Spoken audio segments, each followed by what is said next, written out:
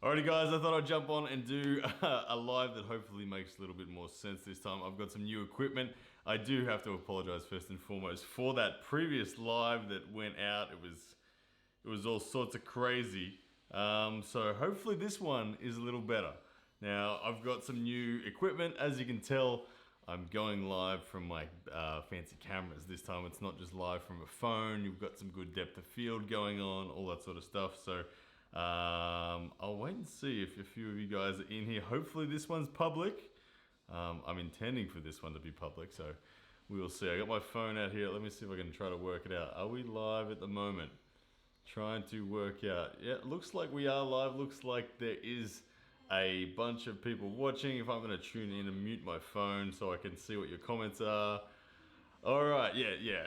Now I can see what's going on. G'day to Bindasor Verma Athlete, to Malice, good afternoon. Hey, Robert Paling. So yeah, the last stream was definitely a fail, as Bindasor has described it. I didn't even know I was live, as you could probably tell. But first and foremost, guys, I wanted to ask you straight up, how does this picture look? How does the sound come across? Is it clear to you guys? Is it loud enough? Is it not loud enough? Is there background noise? Is there echo? All that sort of stuff. But I think it's going to be good. I did a few tests. It should be good. And one cool thing is, in about an hour's time, I'm going to have the New Zealand national champion for the 95 kilo class here. He is in Brisbane. He messaged me earlier today, and he's coming to do a training session. Myself, Jordan the Reacher, as you all know Jordan, we're going to be grouping up with him and just mucking around. So I might even be able to go live on YouTube as we're arm wrestling. I don't know. We'll see how that goes. But anyway, I'm just testing out all these features. The purpose of what I want to do with these live videos, and the reason why I've gone and bought this new equipment, is basically that I want to be able to step things up. As if you've been around on the channel for a long time, you guys have known that my goal was to help grow the sport of arm wrestling. I want to be able to make a framework that allows not only athletes but people like camera people, editing people, producers, directors, everyone. I wanted to be able to give them careers. And I tried to buy a piece of property. I went down and put a deposit down on it, and was under contract on it, and the bank fell over at the last moment. So seeing that I can't do that anymore, I've had to like rethink everything that I'm doing. And what I think I'm going to do, where I've kind of settled, it's been a few months as I've been thinking about what direction to take this channel in. I think that one of the things that I'm really looking forward to doing is getting back to the presenter side of things. And I want to be able to do a live show to a really high standard of quality. I'm still fumbling around the producer side of things, but I'm going to hopefully get some help with that from some people who know more than I do. And we're going to get some multiple camera angles up. And it's not going to be me sitting here in my kitchen like I am right now. It's going to be in a studio that's well built, that's purpose designed, that looks amazing. So that will be the goal, to do that. So I'm just having a look at a couple of your comments now. It's good to see. Thank you for the feedback on the sound and the picture. I'm glad that it's coming through nice and clearly. That's exactly what I wanted. No double sound going on anymore. I can see a couple of comments there about Petrenko. Petrenko is a beast, man. That dude, what he did in the right arm at Zloty was nothing short of amazing. At 95, he's a big 95 kilos. He towered over me, yet he made 95 kilos. Although I'm a pretty soft and pudgy 95 kilos, let's be honest. He not only won the Zloty, but he went super deep. I think he finished third in the overalls, beating some big dudes, beating that Swedish kid who finished second in the supers. He just flash pinned him. It was really, really impressive. But yeah, so guys, what I wanted to talk about, like I said, this is kind of a version of the plug, I guess. If you've seen the plug before, I like to give you guys updates on what the channel's doing in that. This last month, obviously we went to Zloty. The business paid for myself and Jordan and Lachlan to go to Zloty, and paid for travel and accommodation, that sort of stuff. We had a blast. It was good. We all did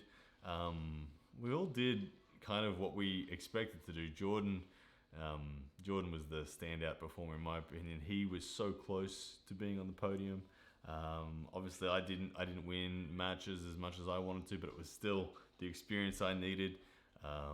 And Lachlan, he looks so at home strength-wise. I think he just needs to upgrade in his level of experience, and he's going to be very soon one of those world elite guys. But all right, let's have a look at some of these comments. You don't think you can beat Rustam? Incels saying. I don't know, Rustam. It'll be very interesting. Rustam and Petrenko. No, I mean, they're from the same country, so no doubt they know each other well. It'll be very interesting. Do you think I will win Bottom 8 Part 2? Bottom 8 Part 2 is going to be a blast. I don't know who Devon has said is in it yet, but if you guys promise not to dog me, and I'll tell you who I know that could potentially beat me. Obviously there's Evan Burgoyne. You guys know that there's Evan. Evan is super hungry to have this match again. We both know each other's style this time. We know what to expect. So it's going to be interesting. No doubt Evan's going to come with more motivation. Last time he faced me, he was very casual in that. Even after round 1, he was still super casual. Didn't think that I was going to do what I did. So I think he'll be more weary about what I bring this time, and he will look to try something slightly different and probably just do something harder. Same thing, only harder is kind of a Canadian motto up there, and I think that he's going to do that. One thing's for sure is that it's going to be a tough opening round. Evan Burgoyne is never going to be an easy match for me, no matter what. So he's a big dude, and he's coming in serious. So if I get through round 1, that's going to be a fair bit of work on my arm. So round 2, it's going to be interesting. I could face someone like Coach Ray. Coach Ray is, I don't know if you guys knew that, but Coach Ray is in the bottom 8 and will be there. He is obviously a legit puller. I think Coach Ray and I will be a very interesting match. I think it'll be flash pins, one way or the other.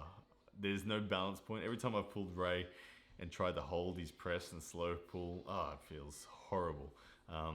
If I put a hit on, I could disengage him from his shoulder.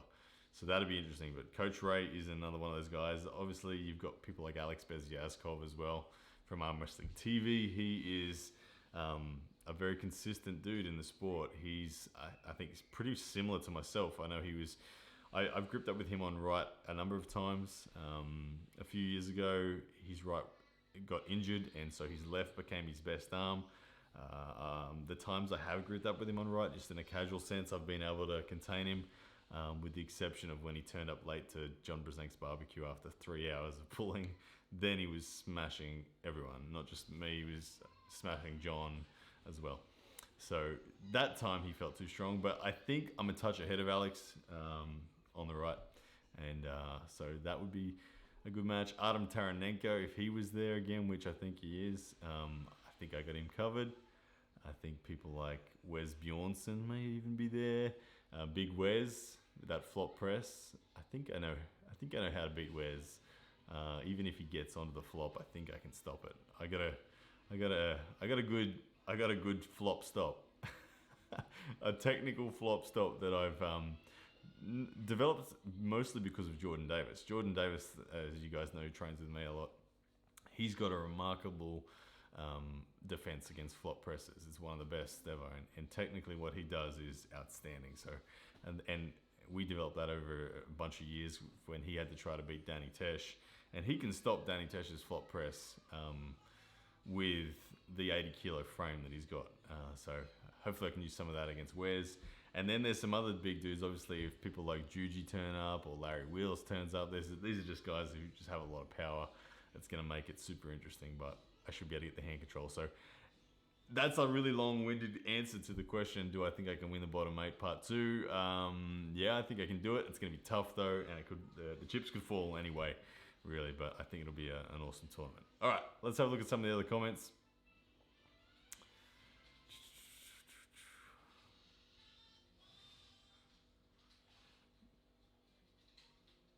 Connection problems, my apologies, guys.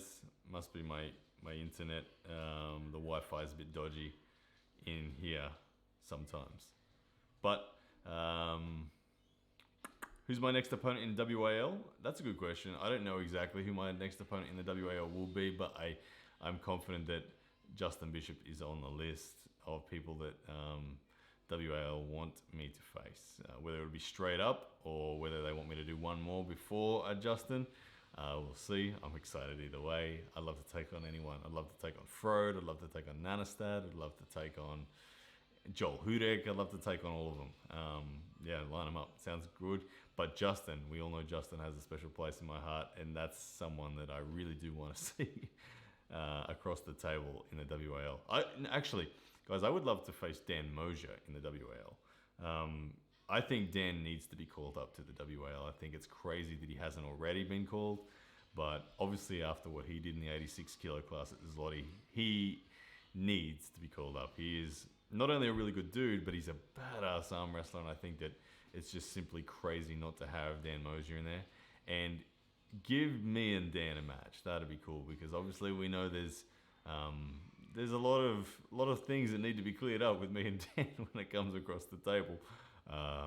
He belted me 2 years ago. I got a win on him in Arizona after my super match with Dallas and after his tournament pulling.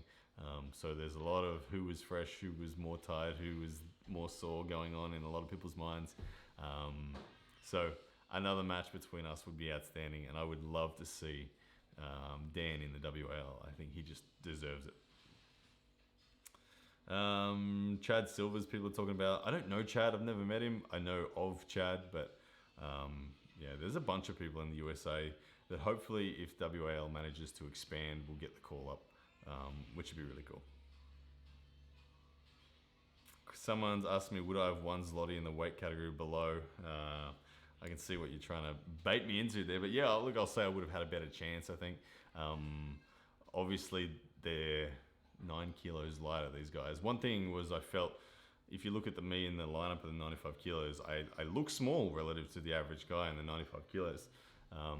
Because as you guys know, I walk around at like 92 and I bulked up to 95 to try to get as much strength into that tournament. If I competed at 86, I'm kind of on the big end of the thing. So I think that I would have had a better chance. I did grip up on the after table with a couple of the guys, and I felt good, but after pulling. But I do think that my chances would have been better in the 86. But yeah, anything. We don't know how it would have gone. Would I ever use the King's move, depending on the opponent? The King's move, no, I've never dropped into a King's move. I'll go to an open arm top roll, which you've seen me in already. When I faced Alan Guerra, I was in an open arm top roll when he was flop pressing. But no, not yet. Maybe in 20 years, once my arms have evolved, because I do think they evolved toward King's moving. But no, not yet. Nice starting to your new routine. What has surprised you most? My new routine so far, it's basically the same routine that I was doing under Todd, except workout 2 for the day now involves hand-based training with 1 rep maxes for the hand, speed day for the hand.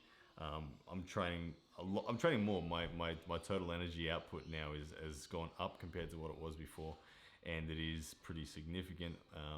My arm right now is really sore. Like this week, I've trained hard, not only in 1 rep max senses, but on table time, and there's a deep ache in my elbow at the moment. So when old mate Charles Puri from New Zealand comes around in an hour's time, I think he's going to beat up on me.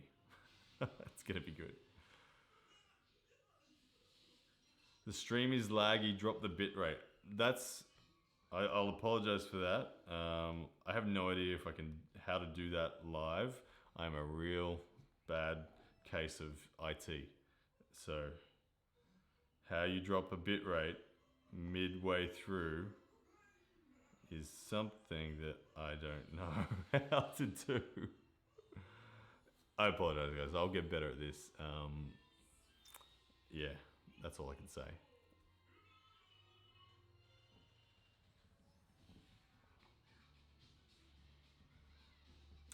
Question there about realistically, what's the average arm wrestler's peak age? I don't know that there is a peak age. It's interesting if you look at the data on it. North American arm wrestlers peak around 40, where European arm wrestlers peak around 27, 28. And then they fade away. I think they go harder at it earlier. I think that because a lot of them get paid by their governments, they get more time to go harder earlier. So they wear out earlier. Where a lot of the North Americans are still maintaining a job, so it takes them that extra time before they've done enough work to become genuinely elite. But it is a sport where you can be awesome at it right up into your 50s, even 60s. There's still arm wrestlers in their 60s that are still pushing that elite level. So it's an awesome sport because of that.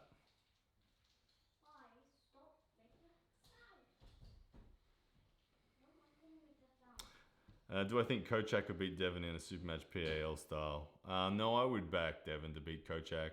I haven't seen Kochak in the flesh in a while. I know he's put on a lot of size since I last saw him. He's a bad dude, but I think a 6-round match, Devon, his endurance, and I think Devon is more technical proficient. Even though Kochak is very versatile, I think that Devon would be able to put enough little micro squeezes and just over time, even if Kochak was in a position to be able to surge through him, I think Devon would ultimately win that in the long bleed.